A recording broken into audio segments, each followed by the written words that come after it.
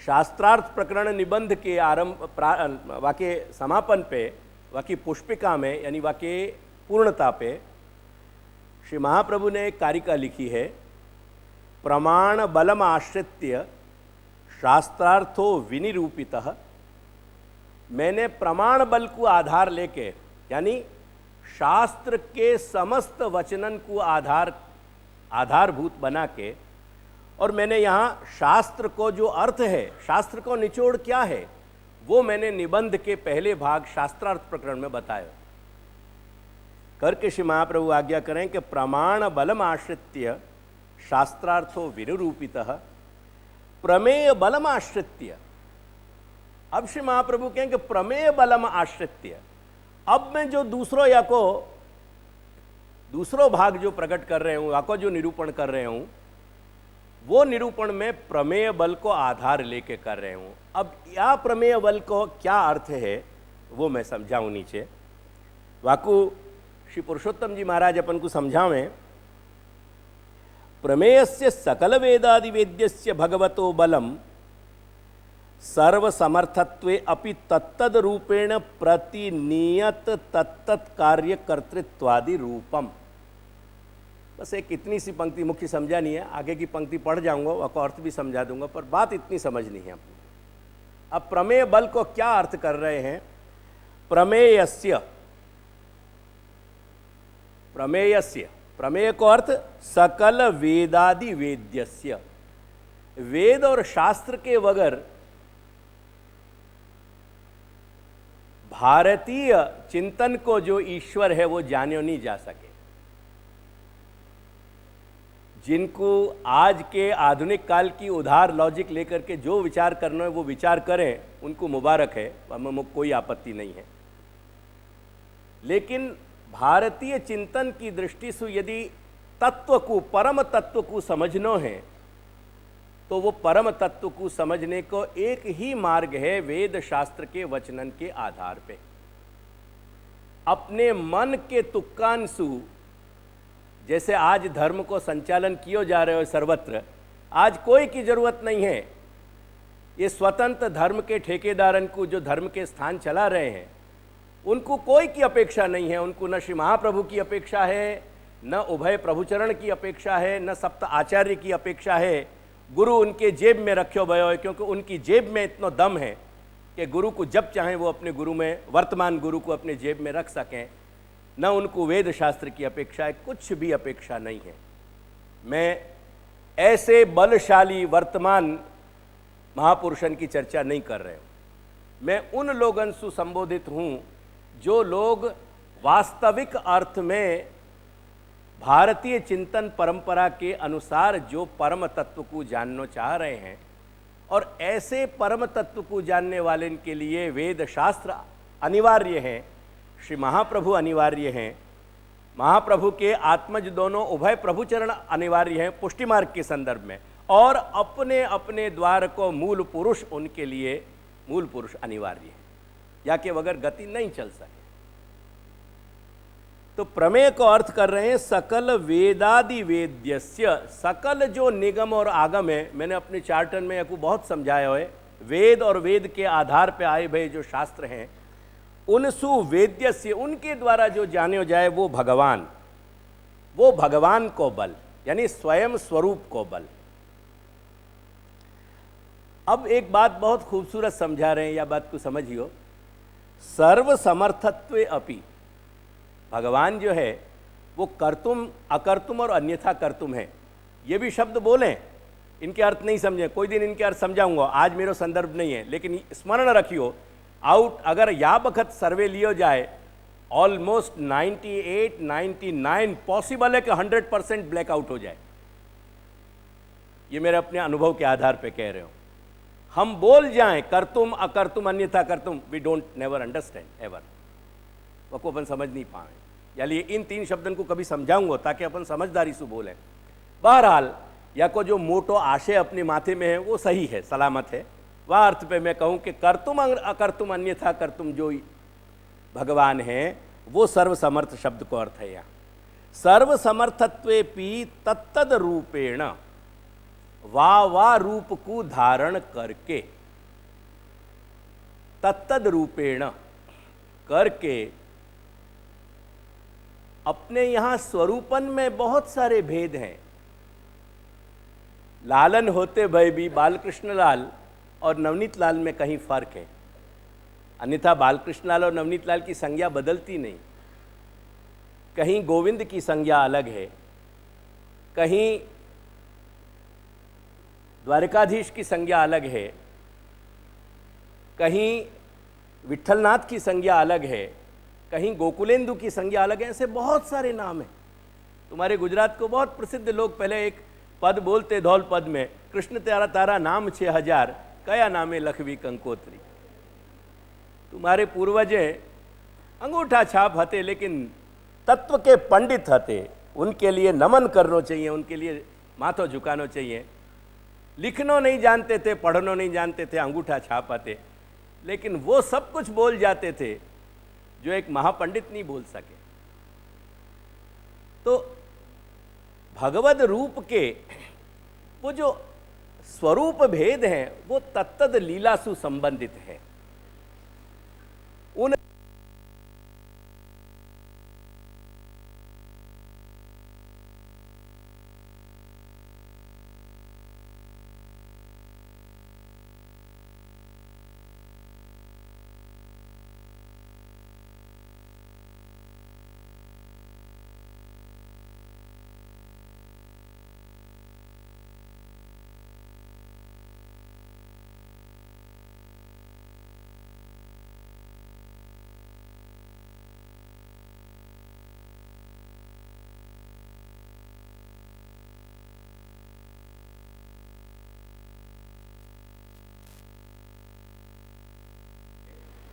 और अलग अलग स्वरूपन के विवाद खड़े कर दिए।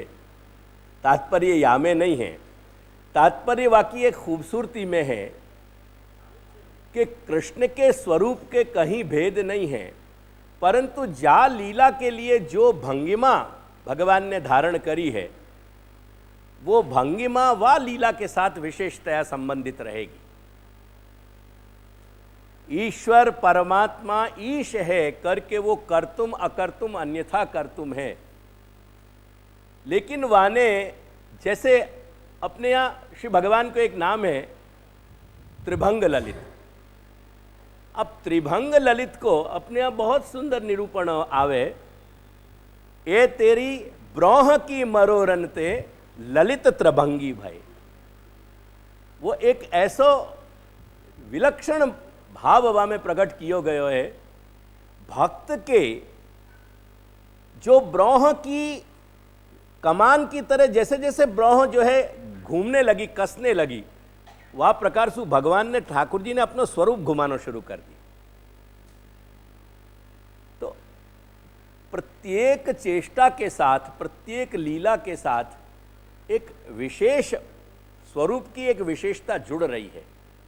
एक विशेष स्वरूप की आकृति ग्रहण किए भय हमारे प्रभु की एक विशेष लीला जुड़ रही है।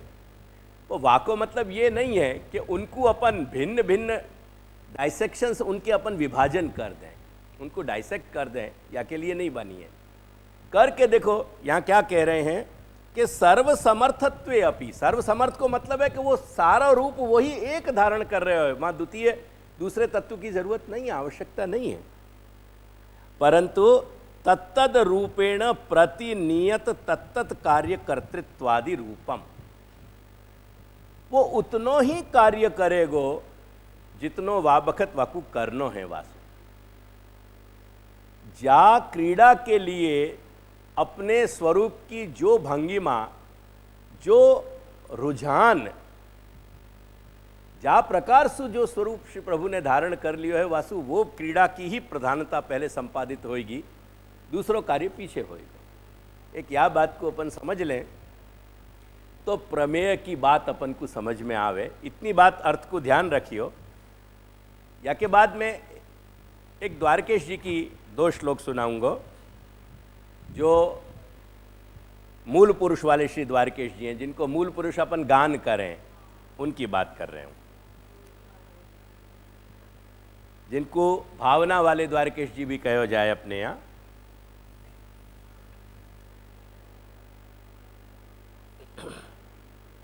श्री द्वारकेश जी आज्ञा कर रहे हैं कि यमुनाष्टकम आदौ तु श्री कृष्णास्यम ही निर्ममे। षोडश ग्रंथ के प्रणय अंशु में श्री महाप्रभु ने सर्वप्रथम कृष्णास्य यानी श्री महाप्रभु ने यमुनाष्टक को जो है पहले प्रकट किया। काय के लिए प्रकट किया? कह रहे हैं कि मुकुंद रति सिद्ध्यर्थम, मुकुंद में भक्तन की रति सिद्ध होए और भगवान मुकुंद की भक्तन में रति सिद्ध होए। या लिए दुरित क्षय पूर्वतः, और ये रति की पूर्व पीठिका ये है कि पहले पाप दूर होए। यानी जो प्रतिबंधक हैं, यहां पाप को मतलब साधारण कोटि के पापन की चर्चा नहीं है। यह बात को अपन को हमेशा दृष्टि में रखना चाहिए जब अपन यमुनाष्टक समझ रहे हैं तब। ये केवल यमुनाष्टक की पूर्व पीठिका के रूप में चल रही है। इन वचनन को सर्वत्र फ्रीली एलास्टिसिटी से मत खींच लीजो।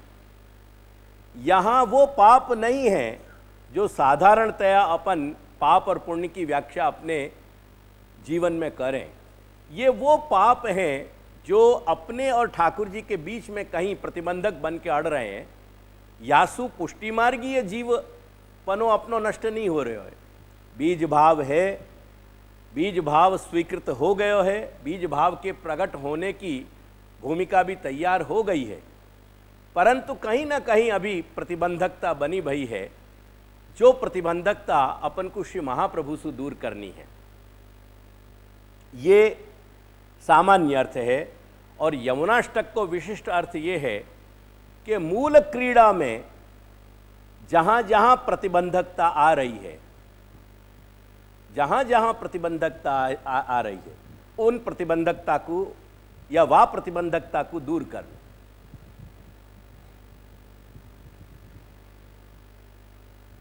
जैसे मान लीला को प्रसंग अगर अपन देखें, स्मरण रखियो, मैं मान लीला के प्रसंग को यहाँ कहने नहीं बैठे हूँ। मैं ऐसी अति शिखर पे विराज रही जो क्रीड़ाएं हैं, उन क्रीड़ान की चर्चा यहाँ सहजतया नहीं कर रहे हूँ।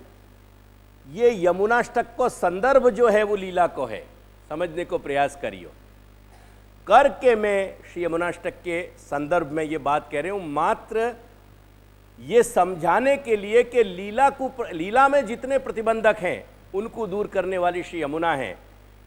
मेरे तुम्हारे जो कठोर प्रतिबंध है ना, या वर्तमान जीवन के, वह श्री महाप्रभु के सिवाय कोई दूर नहीं करेगा। ये लिख लीजिए, ये पत्थर पे खोद के ले जाइयो। अगर ये समझते हो तुम कि अपनो संपर्क यमुना जी से जैसे हॉटलाइन क्लियर हो गई है और अपन बात कर सक रहे हैं, ऐसी भ्रांति रखियो मत। अपने घर के वैष्णव को मैं भारपूर्वक ये कह रहा हूं कि ऐसी भ्रमणा रखियो मती। करके ये दो संदर्भ बताए मैंने कि जो बीज भाव को संदर्भ है, वो बीज भाव अगर कहीं अपनो सही भूमि में, अपने अंतरात्मा की सही भूमि में आ गयो है वर्ण ठाकुर जी को, तो वो बीज भाव के लिए और ठाकुर जी के या भगवान मार्ग पे चलने के बीच में जो प्रतिबंधक बन रहे हैं, उन प्रतिबंधकन को दूर करने वाले केवल श्री महाप्रभु हैं। श्री महाप्रभु को जब मैं कह रहा हूं, या को मतलब है श्री महाप्रभु, उभय श्री प्रभुचरण और अपने द्वार के मूल पुरुष श्री दादाजी। ये बात अपन समझ के चलेंगे। अब वहां जो एक ऐसी बात आई, जब मैंने लीला की जो प्रसंग कहो, तो कह रहे कि नंददास बे क्यों नहीं आबत, उनके पाए कहा मेहंदी लगी है। ये टॉल स्टेटमेंट है, या को विचारने के लिए भी पारा की तरह समझियो। ये कच्चा पारा है, या को विचारने के लिए अपने अंदर वो पृष्ठभूमि चाहिए, ध्यान रखियो। ये बार बार मैं सावधानी करा रहा हूँ। ये मात्र मैं समझाने के लिए लीला की एक उच्चतम बात को मैं एक संकेत यहाँ कर रहा हूँ। ऐसे कहीं प्रतिबंधक अगर हैं लीला के, उन लीला के प्रतिबंधकन को सुधि करा के श्री यमुना दूर करें। या लिए पिए जब भूल रहे हैं तो श्री यमुना याद कराने की लिस्ट लेके विराज रही हैं। ये नित्य लीला की बात है। ये वर्तमान जो पुष्टिमार्ग के पथिक हैं उन वर्तमान जीवन के विषय की चर्चा नहीं है, ये ध्यान रखियो। देयरफॉर अगेन समझ लीजिए कि श्री यमुना को स्मरण हमारे लिए साधन कक्षा में जो हमारी मांग है, जा बात को मैंने अपने या लेख में बताया है, उन मांगन के लिए है। जैसे हम ये मांगे कि हमारो तनुनवत्व हो जाए, हम में वो योग्यता आवे कि जा योग्यता से हम प्रभु को साक्षात स्पर्श और प्रभु की जो सेवा है वह सेवा को हम भी अपनी इंद्रियों से अनुभव कर सकें। प्रभु तो वह को अनुभव कर ही रहे हैं, हम जो कुछ उनके प्रति कर रहे हैं, लेकिन हम भी उनको अनुभव कर सकें इत्यादि। मम मनस सुखम भावय इत्यादि ऐसी जो अपनी आकांक्षाएं जो मैंने यहाँ में स्पष्ट दी नहीं है, उनमें पुनः मैं समय नहीं निकालना चाह रहा हूँ, उन सब में ये बात स्पष्ट है। तो वर्तमान एक अवस्था और नित्य लीला की एक अवस्था, इन दोनों बातों को भेद करके या बात को अपन समझेंगे। करके कह रहे हैं श्री द्वारकेश जी के दुरितक्षय पूर्वतः स्वभाव विजयार्थंच, और अपने स्वभाव के विजय के लिए जो बातें अपन आगे देखेंगे, यदि इन पे बहुत मैं इनको विस्तार से अर्थ नहीं कर रहे हूँ। मुरस्य अरेश्च तुष्टये, और भगवान मुरारी की संतुष्टि हो, वो हमसे प्रसन्न होए, वा के लिए नमनाद अतिरिक्तन तो कर्तुम जीवैर न शक्यते, क्योंकि मनुष्य या बखत को वर्तमान मनुष्य अगर वो वर्ण लेके आयो भी है, अगर वह को बीज भाव है भी, तो वह को बीज भाव वह को प्रारंभ जो है वो बीज भाव को पोषण कैसे प्रारंभ होएगो, वो बीज भाव को पोषण जैसे अपन खेत में जब बीज डालें तो वह खेत को पहले तैयार करना पड़े, वहाँ में फिर बीज डालने के बाद खाद पानी इत्यादि और बाकी सुरक्षा इत्यादि इत्यादि सब बातें करनी पड़े। ऐसे ही अपन को भी नमन रूपा भक्ति से ही प्रारंभ करना पड़ेगो। नमन अर्थात दैन्य की जो पृष्ठभूमि है, पुनः मेरी बात समझियो, हीनता की बात नहीं है, यहाँ दीनता की बात है। दैन्य की पृष्ठभूमि से जब हम आगे बढ़ेंगे, यह बात को समझा के कह रहे हैं कि कृष्णस्य निरपेक्षत्वात्। अब यह बात को समझियो, ये कह रहे हैं कि कृष्ण निरपेक्ष हैं। ये बहुत दुरूह पंक्ति है, या पंक्ति को सीधे सीधे नहीं समझ सकें। अगर कृष्ण निरपेक्ष हैं तो उनको कौन सापेक्ष बना सके, और सापेक्ष कृष्ण क्यों होंगे? जब बहुत सारे मनुष्य आज की दुनिया में आज भी ऐसे फाका मस्त हैं कि जो निरपेक्ष हैं, तो ईश्वर अगर निरपेक्ष कोटि में चलो जाए तो फिर वाके संग संपर्क करेगो कौन? प्रश्न ये है, ख्याल आयो कि नहीं? वासु संपर्क करेगो कौन? करके यह निरपेक्ष की बात अपन को समझनी चाहिए। ये निरपेक्ष की बात वहाँ से समझनी अपन को कि जो लीला निर्धार माने जो निर्धार किया कि मैं अब ये क्रीड़ा को या तरीका से करूँगा, जो मैंने अभी समझाई निबंध के वचन में कि कर्तुम अकर्तुम अन्यथा कर्तुम सर्वसमर्थ होते भय भी, वो जितने रूप में जितने रेडियस में कोई बात को निर्धार कर लेंगे कि मैं या ढंग से अब क्रीड़ा करना चाह रहे हूँ, वह क्रीड़ा के अतिरिक्त दूसरी और कोई चेष्टा में जब प्रवृत्त नहीं होएगो भगवान,